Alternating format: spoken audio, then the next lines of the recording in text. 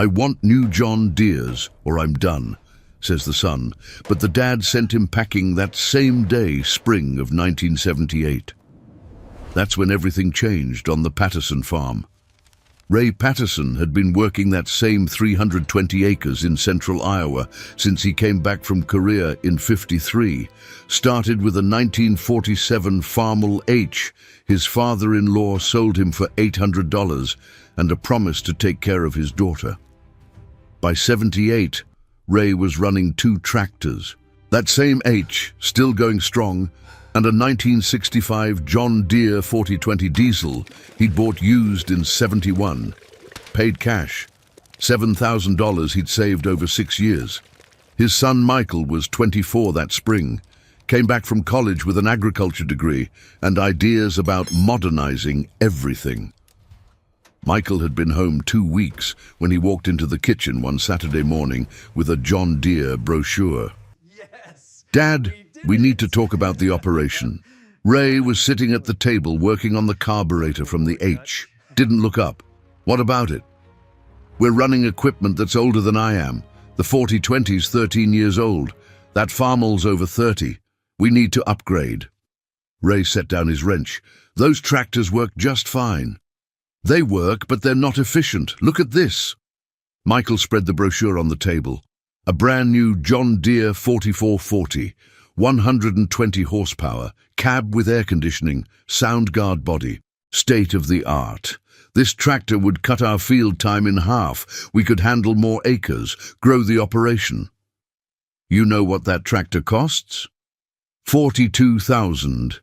But Dad, we can finance it. Dealer says we can put down 15% and carry the rest at 12% over 7 years. Ray picked up his wrench again. "So you want me to go $36,000 in debt?" "It's an investment. With the extra capacity, we could lease the Morrison place, another 200 acres. The numbers work. The numbers work until they don't." Michael sat down across from his father. "Dad, you've been farming the same way for 25 years. Times have changed. Everyone's expanding. The Hendersons just bought 2 new 4640s. The Kramers are running all new equipment. We're getting left behind." "Left behind where?" "In the market. In productivity. Dad, with your methods, we're barely breaking even some years." Ray set the wrench down hard. "Barely breaking even? Son, this farm is paid for, every acre. Both tractors are paid for. Every implement in that shed is paid for. I owe exactly $0 to any bank. That's not barely breaking even, that's winning. It's not winning if we can't grow. Why do we need to grow? Because that's what successful farms do. They expand, they invest, they leverage their equity to build something bigger." Ray stood up and walked to the window. 3 decades of mornings, he'd looked out at those same fields. "Let me tell you about leverage, Michael. Your grandfather lost everything in '32. Had 400 acres in Nebraska, beautiful land. Went into debt buying new equipment in '29. Thought he was building something bigger. Bank took it all, every acre. Died 10 years later working another man's farm for wages. This isn't 1932. No, it's not. But debt works the same way it always has. You owe the bank owns you." "That's old thinking, Dad." Ray turned from the window. "Maybe it is, but old thinking kept this farm in our family. Old thinking put food on the table every year. Old thinking sent you to college without $1 of debt." Michael picked up the brochure. "I'm not saying your way was wrong for your time, but it's my time now. My generation does things differently." "Is that what they taught you at Iowa State? Go into debt?" "They taught me modern farm management, asset optimization, growth strategies. Dad, you're sitting on 320 acres of paid-off equity and running it like it's 1955. Ray's jaw tightened. 1955 put you through school. "I know, and I appreciate that.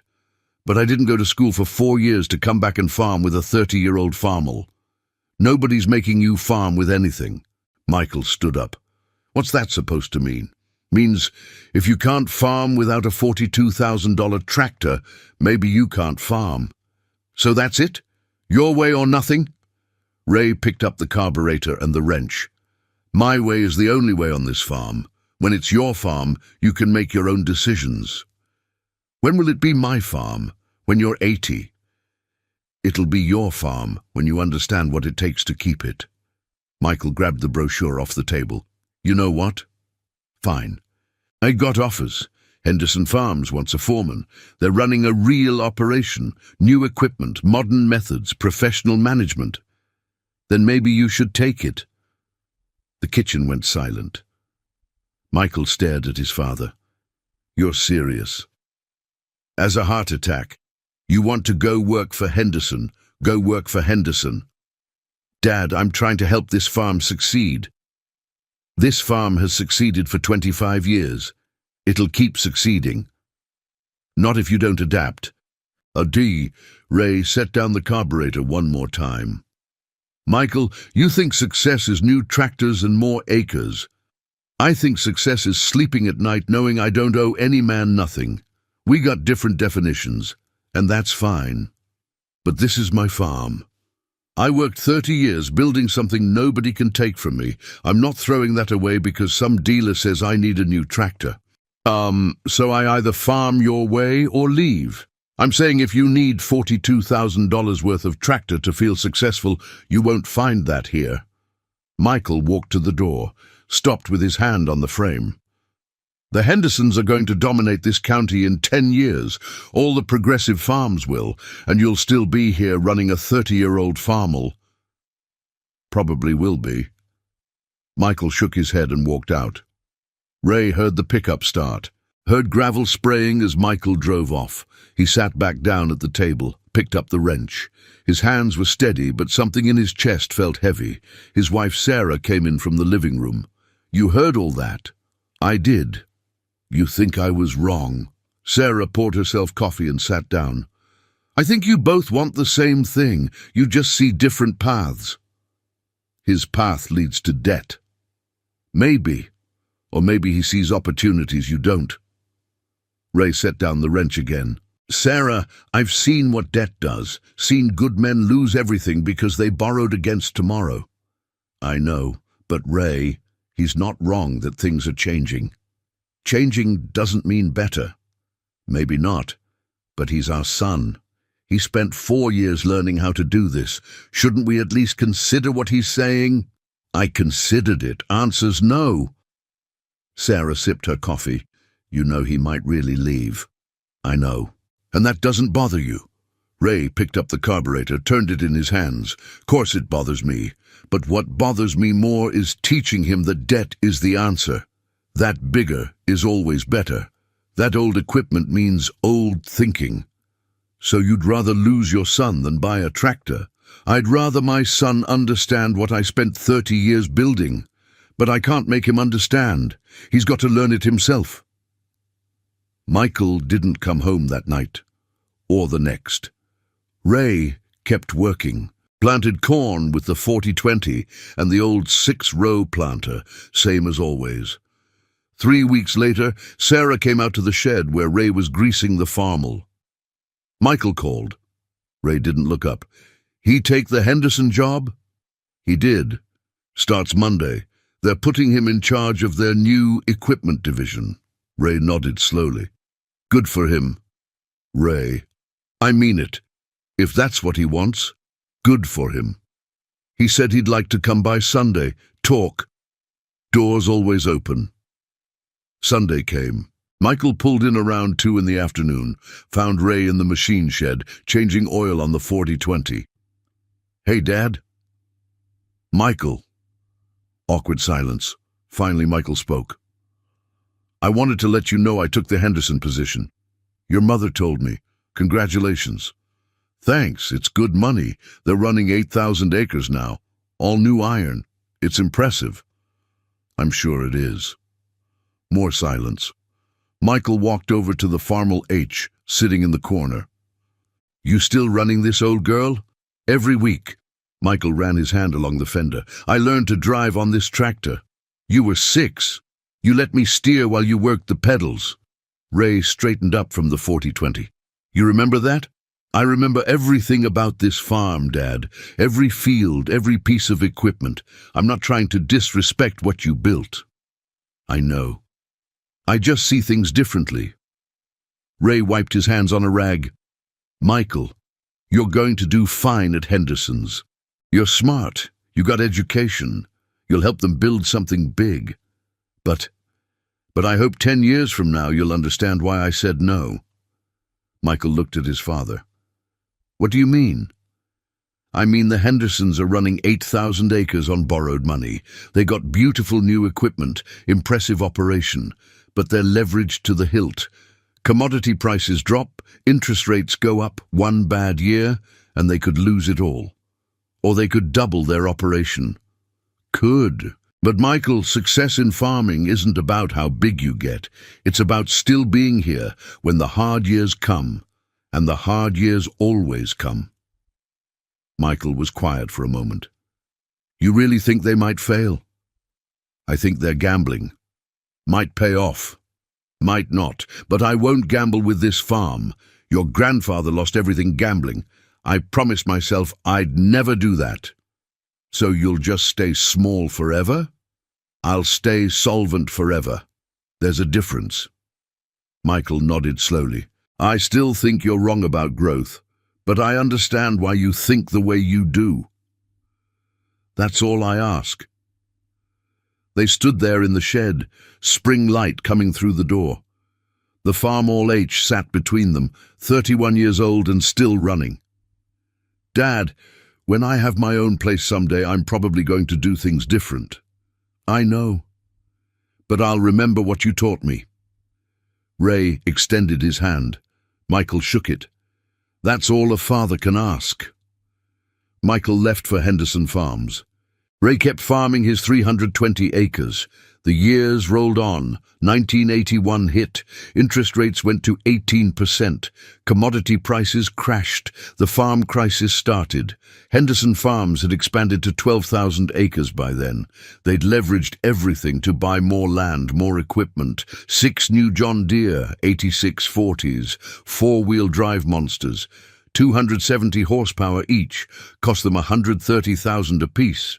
The bank loved it, until they didn't. Ray heard through the grapevine that Henderson owed north of $20 million. The operation was impressive to look at. Rows of green iron lined up like soldiers. Grain bins that could hold 500,000 bushels. Shop building bigger than most people's houses. But when corn dropped to $2.20 a bushel in '82, the numbers stopped working. Michael was assistant operations manager by then. Good salary, company truck. He'd call Sarah every few weeks. Tell her about the operation, the acres they were planting, the yields they were getting.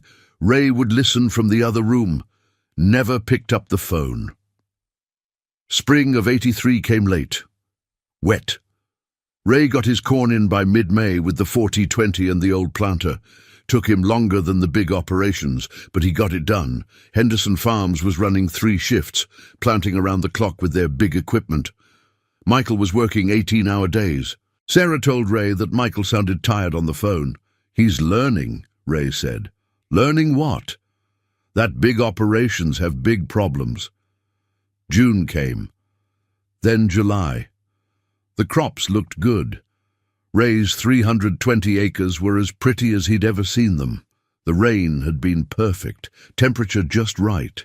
He was out walking beans in early August when he saw the Henderson equipment parked along the road. All of it. 6 of those big 8640s, the combines, the grain trucks.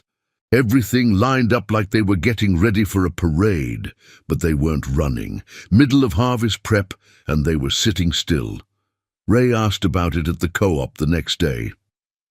Bank pulled their operating loan, the manager said. Henderson can't buy fuel or parts, can't pay employees, they're done. Done how? Done. Bankruptcy. Banks taking everything. Ray drove home slow, told Sarah that night. What about Michael? She asked. I don't know. You should call him. He knows where home is. 2 weeks went by. The auction was set for September 15th. Ray saw the ads in the farm news. Complete dispersal. Everything must go. Sarah kept saying he should call Michael. Ray kept saying Michael was a grown man. Then, one evening in early September, headlights came up the drive. Ray was in the shed, greasing the Farmall, 36 years old and still running strong. Michael got out of a pickup that wasn't the company truck, walked into the shed. He looked like he'd aged 10 years. "Dad, Michael, you got a minute?" "Always." Michael leaned against the workbench, looked at the old equipment, the Farmall, the 40-20, the implements that had been there since he was a kid. "Henderson's are finished." "I heard. Bank took everything, the whole operation, 20 million in debt, 3 years of profit gone in 6 months. Ray set down the grease gun. "What about you?" "I'm out of a job. They let everyone go last week. Can't make payroll." "I'm sorry, son." Michael laughed, no humor in it. "You were right about all of it. The debt, the expansion, the risk. You called it 6 years ago, and I thought you were just being stubborn." "Michael." "No, let me finish. I watched it happen, Dad. Every single thing you said would happen. The bank owned them. When prices dropped, they couldn't make payments. They tried to double down, borrowed more, bought more land, thought they could grow their way out of it, just dug the hole deeper." He walked over to the Farmall H, ran his hand over the faded paint. "Mr. Henderson, he was at his desk when the bank came, had his head in his hands, crying. 40 years building that operation, and it was gone in a morning." Ray picked up a rag, wiped his hands slowly. "Debt's a hard master." "Yeah." Michael turned to face his father. "Dad, I need to ask you something, and I'll understand if the answer is no." "Ask." "Do you still need help on the farm?" Ray set down the rag. "What about your ideas? Modern methods, growth strategies, asset optimization?" "I think I'd like to learn your methods, if you're still willing to teach them." Ray looked at his son, saw the man he'd become, saw the lessons he'd learned the hard way. "Farmall needs a tune-up. You remember how?" "I remember everything you taught me." "Then let's get to work." They worked side by side that evening, father and son. Ray showed Michael how to gap the spark plugs just right, how to set the points, the same way he'd shown him when he was 12. "You keep the manuals for this thing?" Michael asked. "Don't need manuals. Know every bolt on her. What if something breaks you can't fix? 36 years. Hasn't happened yet. That's the beauty of these old machines. They're simple, built to last, built to be fixed." Michael was quiet for a while, working. "I went to the Henderson auction preview yesterday," he said finally. "Yeah? Those big 8640s, 3 years old, barely broke in. Know what they're estimated to bring?" "What?" 40, maybe 50,000 each. Banks got them listed at 60 to 80. They'll be lucky to get 40.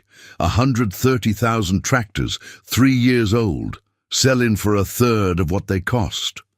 Ray nodded slowly. "Always happens. When everyone's selling at once, nobody wants to buy." There were guys there from the bank, standing around with clipboards, looking at everything like it was theirs. I guess it was. "That's what collateral means." Michael set down the wrench he was holding. "Dad, I was so sure you were wrong, so certain that your way was outdated, that progress meant bigger equipment, more acres, more leverage. You weren't wrong to think that. Lot of people do.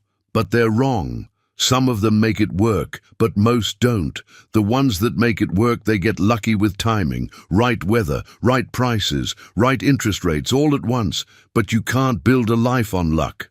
They finished the tune-up as the sun was setting. Ray started the Farmall. It fired right up, settled into that familiar rhythm. "Music," Ray said. "What?" "That sound. It's music. Same sound it made in 47 will make that same sound long after I'm gone." Michael listened to the old engine. "Can I ask you something?" "Shoot. Were you ever tempted? When everyone else was expanding, buying new equipment, leveraging up, were you ever tempted to do the same?" Ray shut off the Farmall. Let the silence settle. Every day, especially in the 70s, corn was $4, beans were 10. Seemed like everyone was getting rich. The dealer would call me once a month, tell me about the new models, the financing deals, how I was leaving money on the table. But you never did it. Never did. You know why? Why? Ray walked to the shed door, looked out at the fields in the fading light. Because I remembered my father's face when they took his farm. I was 8 years old, watched men load our equipment on trucks, watched them put a lock on the barn, watched my father become somebody else's hired man. He turned to Michael. I promised myself that would never be me, that I'd build something slow and steady, something nobody could take, even if it meant staying small. Even if it meant running old equipment while everyone else had new. Michael joined him at the door. You ever regret it? Not once. You know what I regret? That it took you 6 years and a Henderson bankruptcy to learn what I couldn't teach you in a conversation. Some lessons you can't teach have to be learned. Yeah? Wish that wasn't true, but it is. They stood there in the doorway, father and son, while darkness settled over the farm. Dad, if I come back your way. No arguments about equipment, no pushing for expansion. Your methods, your timeline. You sure? You'll be working with equipment older than you are. I'm sure. I've seen the alternative. Ray extended his hand. Michael shook it. Welcome home, son. Thanks, Dad. They worked together after that. Ray was 61. Michael was 30. They planted with the old equipment, harvested with it, fixed it when it broke. The farm didn't grow. Still 320 acres, still the same old tractors. The Farmall H was 40 years old. The 4020 was pushing 20. But they were paid for. The land was paid for. And when they sold their crops, the money was theirs. The 80s were brutal for agriculture. Interest rates hit 21% in 81. Farm crisis, they called it. Small operations all over the Midwest went under. Big operations too. Henderson wasn't the only one. The Kramers lost their place in 84. The Johnsons in 85. The Weavers in 86. All of them had expanded in the 70s. All of them thought bigger was better. Ray and Michael kept farming. By 1988, half the farms in the county had changed hands. Bank sales, foreclosures, bankruptcy auctions. The Patterson farm stayed in the family. One evening in the fall of 91, Michael came in from the fields. Ray was at the kitchen table doing paperwork. Dad, the Morrison place went up for sale. Ray looked up. Yeah. Bank finally gave up trying to find a buyer. They're willing to deal. 200 acres for $60,000. That's cheap for that land. It is. Good ground too. Borders our North 40. Ray set down his pen. You thinking we should buy it? Michael sat down across from him. I'm thinking we could. We got the equity. We got $60,000 in the bank. We could pay cash.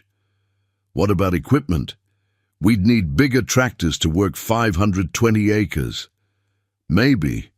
Or maybe we just work a little longer each season. Ray smiled. That sounds like something I would have said. I learned from the best. What changed your mind? 13 years ago, you wanted to expand to 800 acres with borrowed money. Michael looked out the window at the fields. 13 years ago, I thought success meant growth. Now I know success means still being here, still having a choice. So you want to buy the Morrison place? Only if we can pay cash. Only if it doesn't put us at risk. Only if we're doing it for the right reasons. What are the right reasons? Because it's good land, because it'll be here for the next generation, because we can afford it without borrowing a dime. Ray picked up his pen again. Then let's make an offer. They bought the Morrison place in December of 91, paid cash, $58,000. The bank was happy to take it. That spring, they planted 520 acres with the same old equipment. Took longer, but they got it done.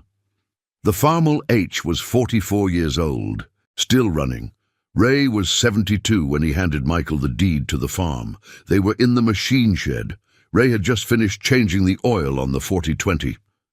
"It's yours now," Ray said. "All 520 acres, paid in full." Michael took the deed, looked at it for a long time. "I won't let you down. You already made me proud, son. You came back, you learned, you built something that'll last." "We built it together." "Yeah, we did." Ray walked over to the Farmall H. 49 years old now, still red, still running. "You going to keep her?" "Long as she runs." "That'll be a while yet." Michael stood next to his father, both of them looking at the old tractor. "You know what I tell people when they ask why we run old equipment?" "What's that?" "I tell them it's paid for. I tell them it's reliable. I tell them it's built to last. But you know what I really tell them?" "What?" "I tell them it represents a way of thinking, a way of farming, a way of life." Ray nodded slowly. "That's the truth of it. Yeah." They stood there in the shed, 3 generations of wisdom built into one old tractor. Outside, 520 acres of debt-free ground stretched to the horizon. Not the biggest farm in the county, never would be. But it was still there, still theirs, still in the family, and that Farmall H, still running strong, because some things are built to last, and some lessons are worth learning, even if they take time. Michael's son asked him once why they didn't buy new tractors like other farms. Michael took him out to the shed, showed him the Farmall H. "Your great-grandfather bought this tractor in 47, he said. "Your grandfather farmed with it for 50 years. I learned to drive on it, and one day you will too." "Why?" "Because this tractor represents something bigger than horsepower or efficiency. It represents wisdom, patience, the understanding that success isn't about how fast you grow, but whether you're still here when the growing is done." The boy ran his hand over the faded red paint. "Will it still be here when I'm grown? If we take care of it, it'll be here for your grandchildren." "That's a long time. That's the point, son. That's the whole point." Years later, Michael told that story at a Farm Bureau meeting. Young farmers, most of them struggling with debt, equipment payments, land payments, operating loans at 15%. One of them raised his hand. "But Mr. Patterson, how do you compete? Everyone else has GPS guidance, variable rate planters, telemetry systems. You're running tractors from the 60s. Michael smiled. Same smile his father used to give. "Compete at what? Growing corn? We grow plenty. Making money? We're profitable every year. Staying in business? We've been here 70 years. But you could grow more with new equipment. Probably could. But here's what I learned the hard way. Growing more doesn't mean keeping more. The year Henderson Farms went under, they produced 1 million bushels of corn. Know how much they kept? Silence. None. Bank took it all. They were growing corn for their creditors, not themselves. Another young farmer spoke up. "So you're saying don't expand, don't modernize?" "I'm saying know the difference between growth and wisdom. Growth is easy. Any fool with a banker can expand. Wisdom is building something that lasts, something you own, something nobody can take." He pulled out a photograph, showed it around. "This is my father in 1978, standing next to that Farmall H, 31 years old then. My son wanted him to buy a new $42,000 John Deere. My father said no. You know why? Why? Because he understood something most people don't. In farming, surviving the bad years is more important than maximizing the good years. The good years take care of themselves. It's the bad years that break you. What happened to your son? Someone asked. Michael looked surprised, then laughed. That was me. I was the son. Left the farm because I thought my father was stuck in the past. Went to work for Henderson, thought I knew better. The room got quiet. How'd that work out? The first farmer asked. I learned that my father was right. Learned it the hard way, watching a $20 million operation collapse in 6 months.